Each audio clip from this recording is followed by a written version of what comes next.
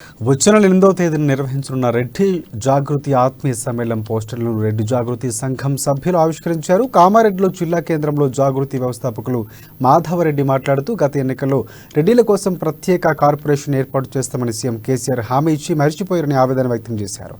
5,000 కోట్ల రూపాయలతో రెడ్డి కార్పొరేషన్ ఏర్పాటు చేయాలని డిమాండ్ చేశారు. రెడ్డిలను ఒక తాటిపైకి తీసుకొచ్చి కార్పొరేషన్ ఏర్పాటు చేసేలా కృషి చేసేందుకు ఆత్మీయ సభను ఏర్పాటు చేసినట్లు తెలిపారు.